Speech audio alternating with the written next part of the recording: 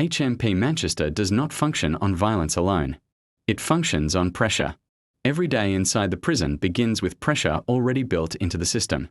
Overcrowding, remand prisoners, staff shortages, uncertainty. These forces exist before any gang, any drug, or any conflict enters the picture. The prison is always full, often beyond capacity. Many inmates are not serving sentences yet. They are waiting for court dates, for decisions, for outcomes they cannot control. Waiting creates tension. When hundreds of men are confined with no clarity about their future, stability becomes fragile. Small frustrations feel large. Delays feel personal. Rumors spread faster than facts. This is the environment where informal systems take root. Officially, HMP Manchester is controlled by rules, routines, and authority. Unofficially, control flows through access to drugs, favors, information, and relief from boredom or anxiety. That is where the real power begins. Drugs do not enter HMP Manchester through a single route. They arrive through multiple weak points, each one difficult to fully seal. Visits, corrupt pressure, drones, throwovers, postal routes. Every method exploits a different vulnerability. Stopping one route simply shifts the flow to another. Visits are heavily monitored, but not immune. Items are concealed creatively. Substances are absorbed into paper, clothing, or food. Detection improves, but traffickers adapt. Postal drugs are among the most dangerous. Paper infused with synthetic substances can pass visual inspection easily. Once inside, it is cut, shared, and diluted. A single sheet can affect dozens of inmates. This makes detection difficult and consequences widespread. Drones have changed everything. Small, fast, and precise, drones can drop packages directly into exercise yards or near windows. Operators never enter prison grounds. They remain anonymous. By the time officers respond, the drone is gone. The prison adapts, netting, patrols, signal monitoring, but technology always moves faster. Every successful delivery strengthens the underground economy. Drugs inside HMP Manchester are not just substances. They are currency. Spice, in particular, dominates because of its potency and low cost. It creates extreme dependence. Inmates who use it often lose control quickly. Withdrawal is severe. Judgment collapses. This is where gangs gain leverage. Addiction creates debt. Debt creates obligation. Obligation creates control. Gangs rarely need to threaten violence. They wait. An inmate borrows once. Then again. Repayment becomes impossible. Favors are demanded. Pressure builds quietly. By the time the inmate realizes what is happening, escape feels dangerous. This system spreads silently. Officers may notice behavioral changes, pacing, withdrawal, sudden compliance, but proving influence is difficult. Orders are not given openly. Everything is implied. Power moves through suggestion rather than command. Gangs inside HMP Manchester do not operate like street gangs. There are no visible hierarchies. No obvious leaders. Influence is fragmented and mobile. When one individual is isolated or transferred, another steps in. The prison disrupts constantly. Suspected influences are moved without warning. Association is cut. Communication is limited. Cells are changed overnight. These measures prevent dominance, but they do not eliminate the system. Drugs continue to circulate. Debt continues to form. Pressure continues to build. This pressure spills into daily routines. Food becomes more than sustenance. It becomes a psychological marker. Meals inside HMP Manchester are basic, predictable, repetitive. For many inmates, food is the only structured moment in the day. Queues form. Tension rises. Small disputes flare. Those in debt may be pressured to give up portions. Others eat quickly, defensively. Some refuse meals altogether. Eating alone becomes a form of protection. Routine keeps the prison from tipping over. Unlock times. Meal times. Association periods. Lockdown. These rhythms create containment. When routines break, through lockdowns or staff shortages, pressure spikes immediately. Gangs exploit disruption. During lockdowns, drugs become more valuable. Access tightens. Prices rise. Debts deepen. This strengthens control. Officers know this. That is why lockdowns are used carefully. Too long, and pressure becomes dangerous. Too short, and control slips. Everything is a balance. Gangs inside HMP Manchester behave cautiously. Visibility invites attention. Attention leads to isolation. Influence is exercised quietly. A word in passing. A delay in payment. A favor remembered. Violence is used sparingly. When it happens, it is fast and targeted. The goal is correction, not chaos. Chaos brings consequences. Officers respond immediately. Lockdowns follow. Searches intensify. The wing resets. This constant cycle defines the prison. Not collapse, but strain. Staff live inside this strain daily. Officers monitor behavior constantly. They watch for silence. For unusual calm. For sudden shifts in association. Experience matters. Veteran officers sense escalation early. Newer staff learn quickly or burn out. Staff shortages make everything harder. When staffing drops, supervision weakens. Movement increases risk. Gangs test boundaries. The prison tightens again. More restrictions. Less flexibility. Higher tension. This affects everyone. Inmates feel punished collectively. Officers feel stretched thin. Trust erodes on both sides. HMP Manchester holds together through effort, not comfort. There is no equilibrium, only management. Drugs fuel control. Control feeds gangs. Gangs amplify pressure. Pressure shapes daily life. Every part reinforces the next. This is why the prison never truly settles. It is not failing, but it is never stable. And as long as drugs continue to enter, as long as debt continues to grow, and as long as uncertainty defines remand life, HMP Manchester will remain balanced on pressure alone. Not peace. Not dominance. Pressure. And that pressure does not disappear when the doors close. It simply waits. Pressure inside HMP Manchester does not release overnight. It accumulates slowly, layer by layer, until it becomes part of the environment itself. For many inmates, the first realization comes when routine begins to feel heavier than confinement. Days blur together. Unlock, count, meals, association, lockup. On paper, structure exists. In reality, that structure is fragile. Any disruption, staff shortages, intelligence-led lockdowns, unexplained delays, immediately alters the balance. This is when informal power asserts itself most clearly. Gangs do not announce control. They observe. They watch who struggles during disruption, who panics when food is delayed, who becomes agitated when association is cut, who seeks relief when boredom turns into anxiety. These moments reveal vulnerability. Drugs are introduced as solutions, not aggressively, casually, a way to pass time, a way to sleep, a way to forget court dates and family problems waiting outside. Once dependency forms, influence follows. Inside HMP Manchester, gangs rarely recruit directly. They allow inmates to recruit themselves through choice. The prison environment does the work for them. This is why control is difficult to dismantle. It is not imposed from above.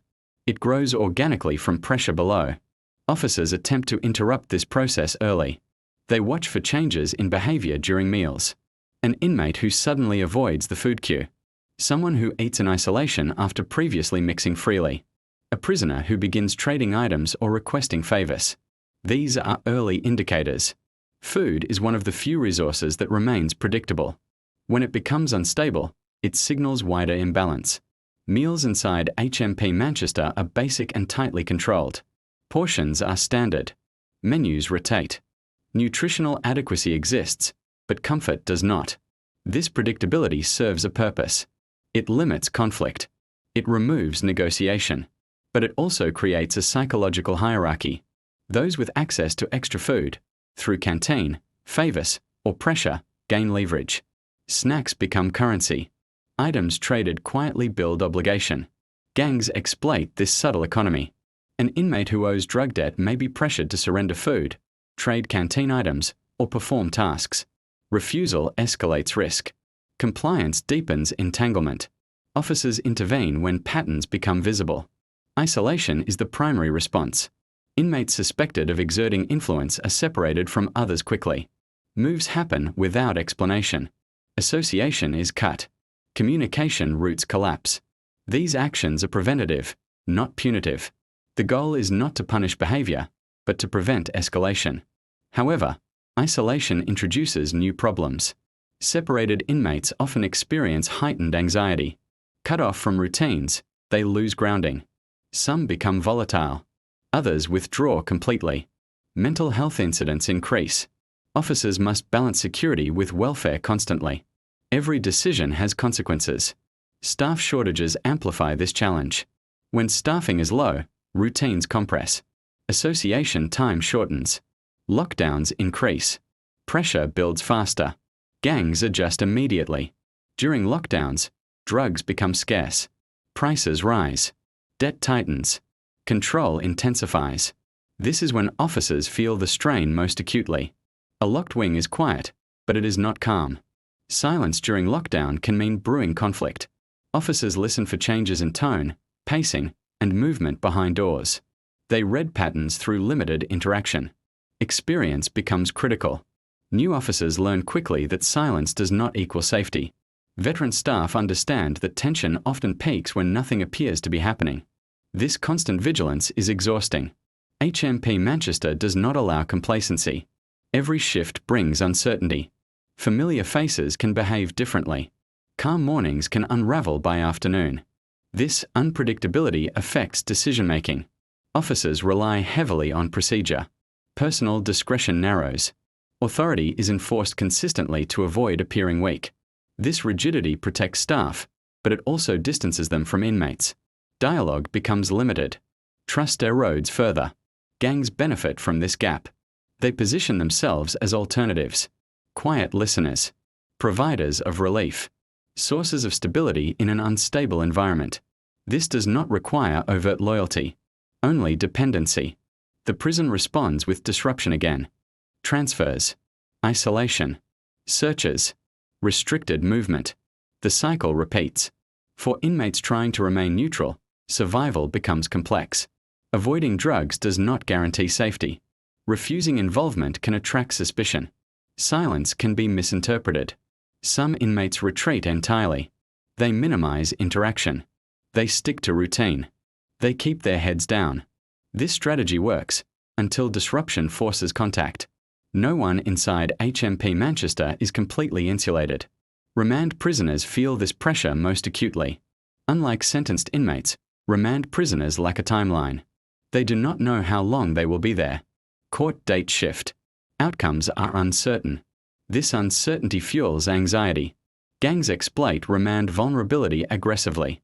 New arrivals are watched closely. Their behavior during the first days reveals fear, confidence, or confusion. Offers come early. Officers try to intervene, but remand turnover is constant. Monitoring every new arrival perfectly is impossible. The system absorbs loss. Drugs continue to circulate. Debt continues to form. Gangs survive because the prison environment reproduces the conditions they need. Control does not require domination. It requires patience. This patience defines gang behavior inside HMP Manchester. They wait through lockdowns. They wait through transfers. They rebuild slowly. The prison responds by tightening again. Restrictions increase. Flexibility disappears. Pressure intensifies. This affects staff morale. Burnout becomes visible. Sick leave rises. Retention becomes difficult. As experience drains, the prison leans more heavily on control rather than communication. This reinforces the cycle further. HMP Manchester exists in this loop. Not collapsing, but constantly strained. Drugs feed control. Control feeds gangs. Gangs amplify pressure. Pressure shapes daily life. The prison manages, rather than resolves. And as long as pressure remains the foundation of control, the system will continue to function, but never truly stabilize. The question is not whether HMP Manchester can survive this pressure. It already has. The question is what prolonged pressure does to everyone inside, officers and inmates alike, when stability is always temporary and relief is never guaranteed. That is where the real cost lies. And it is still unfolding. As pressure accumulates inside HMP Manchester, the prison begins to categorize risk not by individuals alone, but by spaces. Certain wings carry reputations long before incidents occur. Officers do not need reports to know when a wing is moving toward instability. They feel it. High-risk wings are identified through patterns rather than events. Increased refusals to unlock. Sudden compliance followed by silence. Unusual clustering during association. A rise in medical callouts related to withdrawal. These signals rarely appear all at once. They layer slowly. Once a wing is flagged, the prison adjusts immediately. Movement is reduced. Staff presence increases. Searches become more frequent. Association is staggered. Nothing is announced. Everything is incremental. The goal is to prevent escalation without provoking it. Punishment is not the first response. Control is. This distinction matters. HMP Manchester does not rely on discipline to maintain order. It relies on containment through routine. When routine holds, pressure disperses. When routine breaks, pressure spikes. Food delivery is one of the most sensitive routines. Meals are scheduled tightly. Delays are avoided whenever possible. Officers understand that hunger magnifies frustration. Missed meals create flashpoints. When meals are late, tension rises immediately. Inmates pace. Voices sharpen. Doors are kicked. Shouting increases. Gangs watch closely. Delays create opportunity. In moments of disruption, debts are enforced. Threats are implied. Control tightens quietly. The prison may restore order on the surface, but underground influence deepens. This is why food routines are protected so aggressively. Eating is not just biological.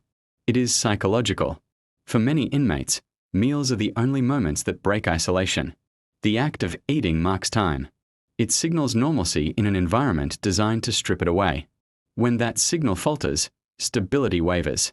Officers understand this instinctively. They prioritize meals even during staff shortages. They improvise when necessary. Cold meals are delivered rather than none at all. These decisions prevent escalation, but they also reinforce the reality that the prison is always operating near its limits. Gangs exploit those limits methodically. They do not disrupt meals directly. That would attract attention. Instead, they exploit the moments around them. Cues. Exchanges.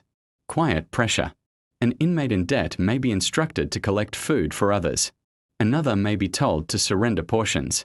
Compliance reinforces hierarchy. Officers intervene when patterns become visible. Visibility is the enemy of gang control. This is why influence remains diffuse. No single person appears to dominate. Responsibility is fragmented intentionally. When isolation occurs, it is swift. Inmates suspected of orchestrating control are removed quietly. They may not know why. Others may not know where they went. This uncertainty weakens coordination. But isolation also creates ripple effects. Removed inmates leave gaps. Secondary figures step forward. New dynamics form. The prison accepts this churn as unavoidable. What it does not accept is consolidation. Any sign that influence is stabilizing triggers renewed disruption. This constant movement defines life inside HMP Manchester. Cells change. Neighbors rotate. Associations shift. Inmates learn not to get comfortable. Comfort breeds expectation. Expectation breeds leverage. The prison denies both. Officers enforce this through consistency rather than aggression. Rules are applied evenly. Exceptions are rare. Predictability is limited to procedure, not privilege. This frustrates inmates, but it prevents favoritism from becoming currency. Gangs adapt. They move influence into areas harder to monitor. Emotional support, shared grievances, mutual protection. They position themselves as stabilizers in an unstable environment. This is subtle power. An inmate struggling with withdrawal is helped, but not for free. Someone anxious about court is reassured, but remembered. These interactions rarely violate rules. This makes intervention difficult. Officers rely on intelligence gathering to identify emerging patterns. Conversations are monitored. Behavior is logged. Associations are tracked. But intelligence is imperfect. Staff shortages limit observation. High turnover disrupts continuity. Information fragments. This creates blind spots. Gangs exploit blind spots. They time actions during staff rotations. They exploit gaps during shift changes. They avoid drawing attention to any single individual. This patience frustrates enforcement. The prison responds by tightening procedure further. More checks, more documentation, less discretion. This protects staff, but increases rigidity. Rigid systems handle predictable threats well. They struggle with adaptive ones. Gangs are adaptive. They evolve faster than policy. This creates a constant lag. HMP Manchester manages this lag through vigilance rather than resolution. Officers accept that control is temporary. Their role is not to eliminate gangs, but to prevent them from reaching critical mass. Critical mass is the threshold where influence becomes uncontrollable. Everything is designed to prevent that moment. Lockdowns, isolation, transfers, routine enforcement. These measures work, but at a cost. The cost is constant pressure. Inmates feel it. Officers feel it. The institution absorbs it. There is no release valve. Over time, this pressure reshapes behavior. Inmates become guarded. Cooperation becomes transactional. Neutrality becomes difficult. Officers become procedural. Empathy narrows. Fatigue accumulates. This does not mean cruelty dominates. It means survival dictates behavior. HMP Manchester operates under survival logic. Every decision is filtered through risk. Risk of escalation. Risk of violence. Risk of collapse. The prison remains standing because it prioritizes prevention over comfort. But prevention is not peace. Peace requires stability. Stability requires trust. Trust requires time. HMP Manchester does not have time. Constant intake. Constant turnover. Constant pressure. Drugs continue to enter. Gangs continue to adapt. Officers continue to respond. The system holds, but it never rests. This is the reality beneath daily routines. Not chaos, not control, but continuous management of instability. And as long as pressure remains the currency of order, HMP Manchester will continue to function, always close to the edge, never allowed to fall. The edge is where the prison lives. And the edge is where the story continues. As HMP Manchester continues to operate under constant pressure, the prison's greatest challenge becomes fatigue. Not just physical exhaustion, but institutional fatigue. Over time, the effort required to hold everything together begins to reshape how decisions are made. When a system is always managing risk, it becomes cautious. When it is always cautious, it becomes slow to change. This is where problems harden. This is where problems harden. Procedures become stricter, not because they are perfect, but because deviation feels dangerous. Innovation slows. Flexibility disappears. The prison defaults to containment above all else. Containment works, but it also narrows possibility. For inmates, this narrowing defines daily life. Movement is limited. Interaction is controlled. Choices shrink. In this environment, small privileges take on exaggerated importance. A longer phone call. An extra canteen item. A brief moment of association. These moments become leverage points. Gangs understand this better than anyone. They do not promise escape. They promise relief. Relief from boredom. Relief from anxiety. Relief from isolation. Relief always has a cost. As pressure accumulates inside HMP Manchester, the prison begins to categorize risk not by individuals alone, but by spaces. Certain wings carry reputations long before incidents occur. Officers do not need reports to know when a wing is moving toward instability. They feel it. High-risk wings are identified through patterns rather than events. Increased refusals to unlock. Sudden compliance followed by silence. Unusual clustering during association. A rise in medical callouts related to withdrawal. These signals rarely appear all at once. They layer slowly. Once a wing is flagged, the prison adjusts immediately.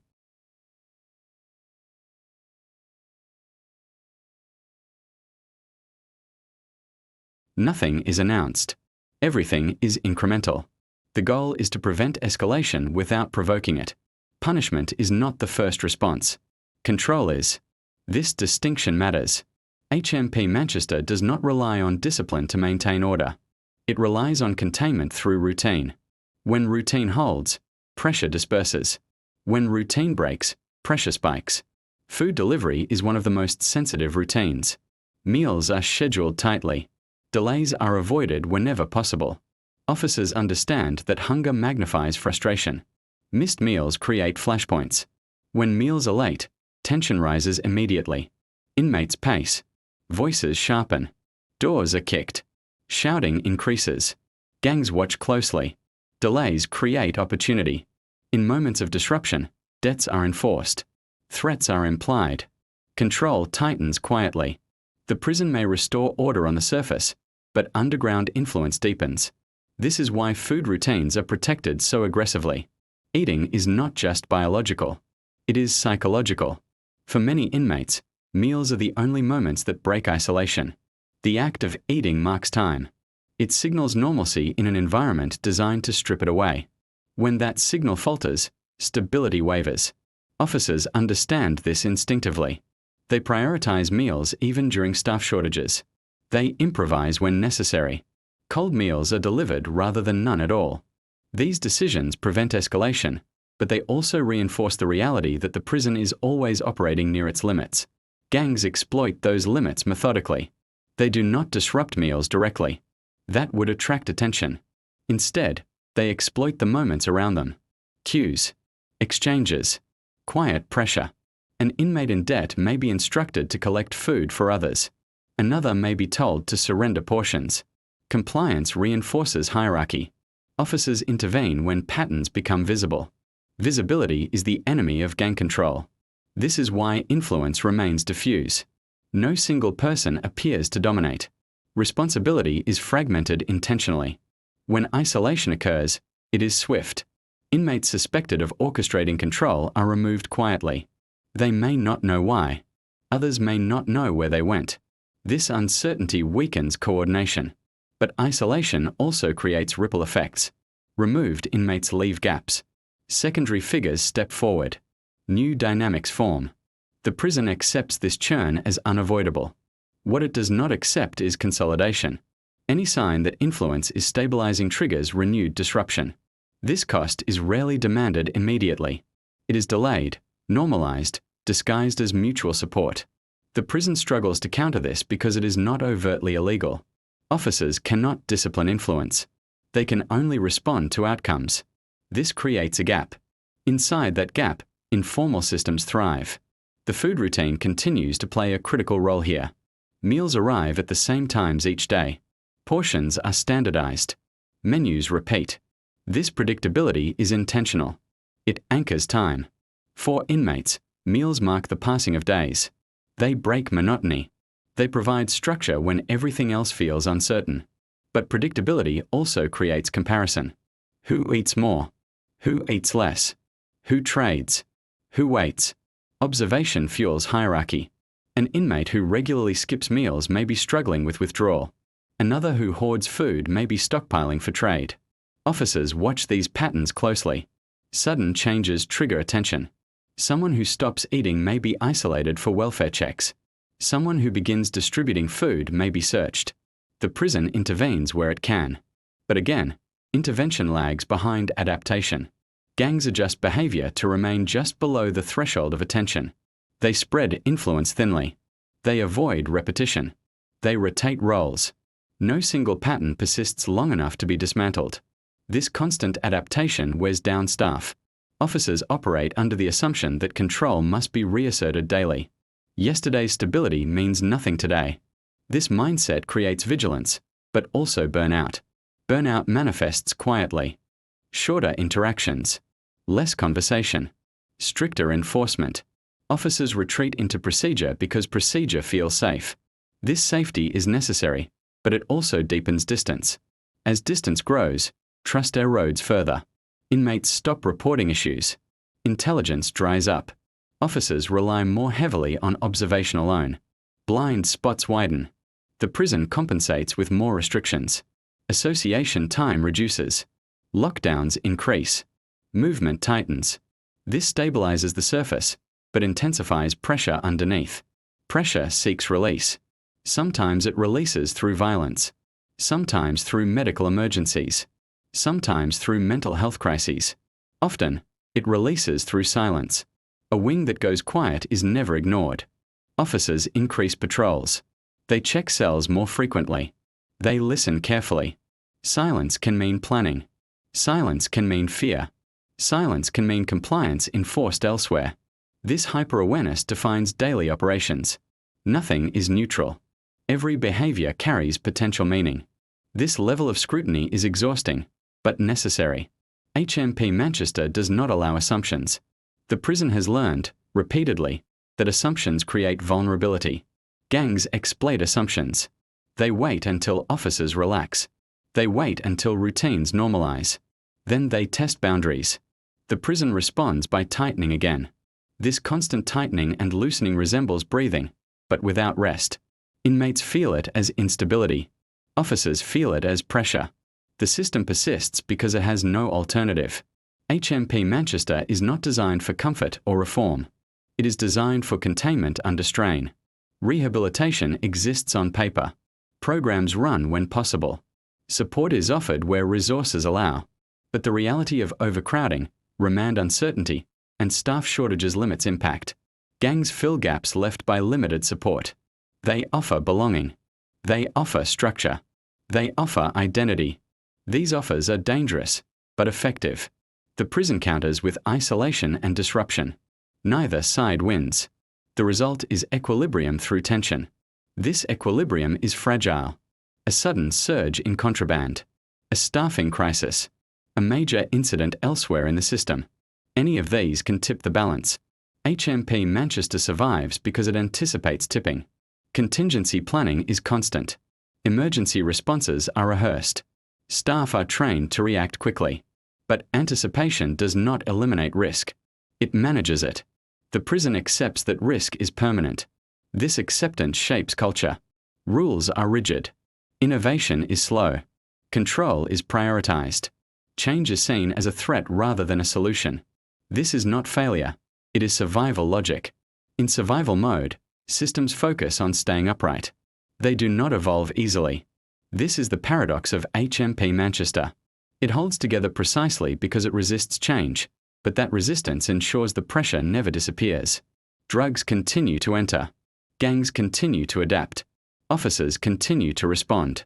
Daily life continues under strain. Food is eaten quickly. Association is cautious. Silence is watched. Everyone inside learns the same lesson. Stability is temporary. The prison does not collapse, but it never relaxes. It exists in a state of constant readiness, where control is maintained not through peace, but through vigilance. This vigilance keeps the doors standing, but it also defines the experience of everyone inside, shaping behavior, relationships, and survival strategies in ways that linger long after release. Because the pressure inside HMP Manchester does not end at the gate. It follows people out. And that is where the final chapter must go. The pressure that defines life inside HMP Manchester does not disappear when an inmate is released, transferred, or isolated. It reshapes behavior in ways that often remain invisible until much later. For inmates who spend extended time inside the prison, survival becomes a learned instinct. Not survival in the sense of constant violence, but survival through awareness, restraint, and calculation. Every interaction is measured. Every word is weighed. Every routine is followed carefully. This mindset becomes normal. Inside HMP Manchester, reacting emotionally is dangerous. Anger attracts attention.